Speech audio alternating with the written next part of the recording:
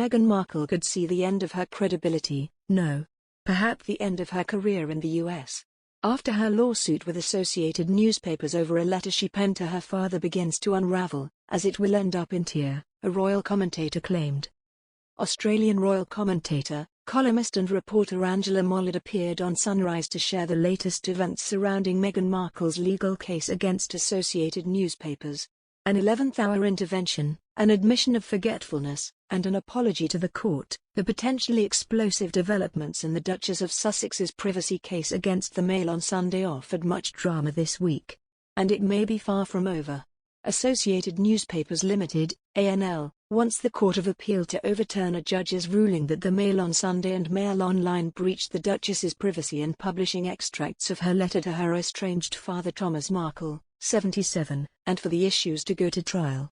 But while giving the details of what has happened so far, Ms. Mollard echoed concerns that Meghan's credibility had been destroyed by the lawsuit after it was revealed she did brief staff about the Finding Freedom biography and expected her letter to Thomas Markle to be leaked.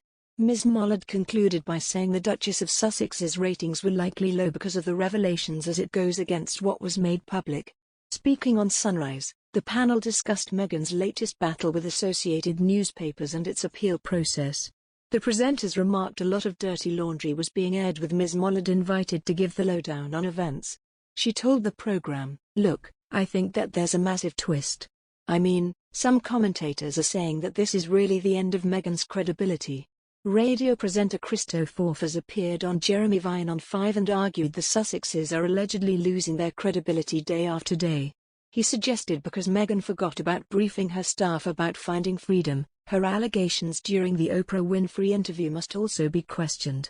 In the aftermath of the interview, Buckingham Palace released a statement about some of the claims made and said recollections may vary. For sure, it is a nightmare scenario the royal couple would, undoubtedly, be keen to avoid. The toll of a trial must be a more daunting prospect for the Duchess than for Associated Newspapers.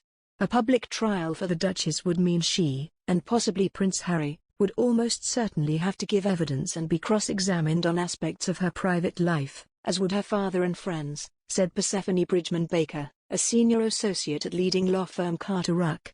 No doubt this is one of the possibilities that is driving Associated to so belligerently defend the claims. The press coverage of any trial would be akin to that which we saw in the recent Johnny Depp case. Ms. Mollard continued, "So what's happened is we know that Mail on Sunday has challenged the court ruling that they breached her privacy. There's new text messages between her and her former communications secretary which show two things. One, that she contributed to the Finding Freedom book, and secondly that she asked her communications secretary to help her write the letter she wrote to her father, which is the basis of this case." Ms. Mollard added Meghan was concerned the letter would be leaked, so edited the language used to pull at the heartstrings if made public. The Australian reporter said it was very manipulative to write to her father knowing it may be made public. Ms. Mollard theorized Meghan's ratings were likely very low at the moment and said it was not what the Queen would like to see as she rests due to health issues.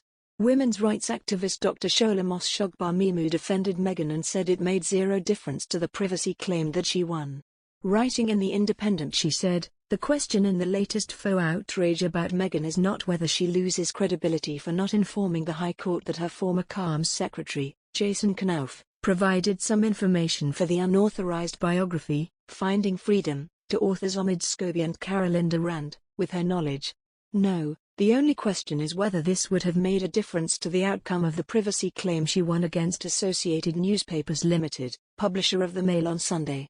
The fact is it should make zero difference. Meghan would have been warned of the risks by her legal team at the outset," she said. "Given what is at stake, and the costs already expended in reaching this stage of proceedings, it seems inevitable that Associated would at least seek permission to appeal to the Supreme Court in the event that the Court of Appeal find in the Duchess's favor."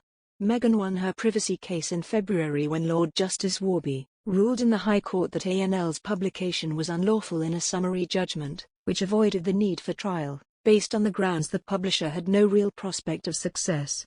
In the Court of Appeal, ANL has challenged that ruling, arguing the case should go to trial. They claim Meghan had forfeited any automatic right to privacy over the letter, alleging she collaborated in sharing details of her life with the authors of the Sussexes biography, Finding Freedom, and that she had written the 5-page letter with the possibility it might be leaked in mind.